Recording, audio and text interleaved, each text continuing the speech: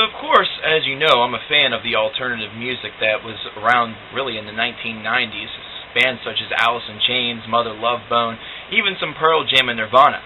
But there's a band that actually really captured my attention that a lot of people will place in the same vein, potentially in the grunge subgenre, but more often than not, they're not labeled as grunge, at least not their latter work, and that's the band Stone Temple Pilots.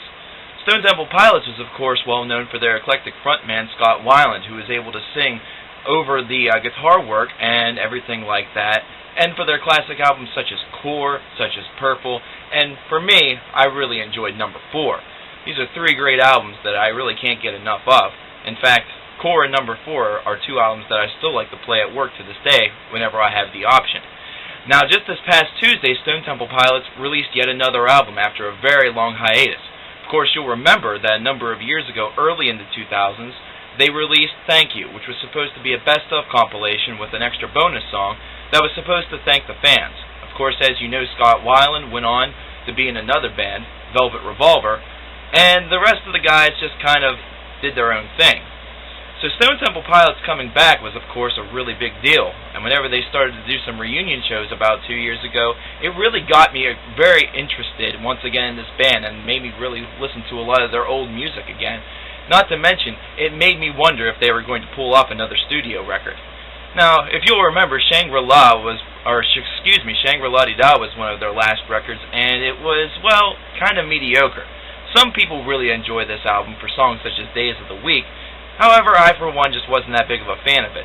So, whenever I heard that this new album was coming out, which was simply going to be entitled Stone Temple Pilots, I kind of treaded with a little bit of caution, really hoping that the time off really made them recapture that old magic that they had on their 1990s releases, while at the same time still pushing the envelope and still creating their own unique sound. What I got was kind of a unique mix, and the way that I say that is that they really didn't recapture that 1990s sound, and they really didn't do exactly what they did with the latter albums such as Shangra-La-De-Da. Instead, what they sort of did was evolved into a little bit more of a pop radio friendly version of Stone Temple Pilots. Now, there's still a little bit of an edge there, you can definitely still tell, but this was an album that I had a lot of high hopes for that really came crashing down once I heard the final product. Now, there are some really good songs on this release, some songs that you really may not figure would be something that I would like, songs such as Maven and Cinnamon that really do have a very poppy edge to it, but at the same time it's so eloquently crafted that it does kind of capture my attention. Songs such as Hickory Dichotomy are kind of good little songs, but at the same time really err on the cheesy side. This is a nice little affair, but at the same time, it's not the Stone Temple Pilots that I definitely remember. This is certainly a band that, really, if you want to have some stronger material, listen to albums such as Core and Purple, where they did still have an edge, while at the same time had the ability to master some amazing songs, especially on Core. Core is one of those classic records that whenever you pop in, even if you're not a fan, this is something that you can immediately get yourself into. Not to mention, with songs such as Plush on there, these are songs that you really know, not to mention, of course, Creep. A lot of people don't really realize that that's Stone Temple Pilots. Whenever people hear of Creep, they immediately think of the Radiohead song, but Stone Temple Pilots had a song entitled Creep as well, and it was very good. So what's my take on this particular album? Well, I have to say, as a Stone Temple Pilots fan, I'm not completely keen on it. Maybe this is something that's going to be a grower, something where, after some time, I'm really going to start to enjoy it. One thing that was really cool is that on the special edition of this particular release, they did show, or should I say, showcase a live version of the song Vaseline, which is off Purple. In fact, it's the kickoff track.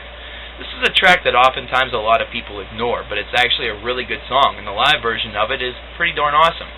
They have a couple of other live songs on there, as well as a bonus track, which kind of reminds me of, well, maybe the idea that they were going for some of their, the breakdowns in some of their songs, especially in something like Plush or Sin, which were both, should I say, off of Core. It's a very unique little track. It's a bonus song that you get only on this record, and it is what it is. It's really nothing special, but at the same time, it kind of holds its weight in water. As far as alternative release of the year, which is something separately that I tend to do with my top 20, the only reason why you didn't see it last year is because, well, for time constraints, I had to divide my top 20 video into 2 parts to begin with. If I went into all the supplemental awards, well, we would have been there all day. And this was, of course, on my old channel, which you can no longer see. Maybe I'll re-upload that if you guys ask me enough. But as far as the alternative release of 2010, don't look for Stone Temple Pilots' self-titled release to actually get that award. Like I said, this is a nice little album, and it is what it is. But at the same time, this is also an album that's kind of confusing. It's something where if you listen to it all the way through, you can find a couple of tracks that you like, but at the same time, it just seems kind of run-of-the-mill. Stone Temple Pilots in this particular release don't really seem to stand out as much as they did on their early 1990s and mid-1990s recordings. It's almost like they de-evolved a little bit. Like, Scott Weiland decided to get the band back together because Velvet Revolver was also nothing all that special, and the result was a Stone Temple Pilots album that really can be kind of seen as forgettable. This is a record that I really won't be spending all of that much. I may give it another try here and there to see if I like it any better.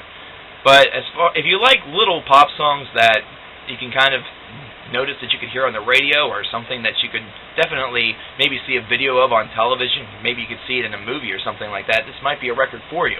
If you kind of like this stuff, you're definitely going to like this.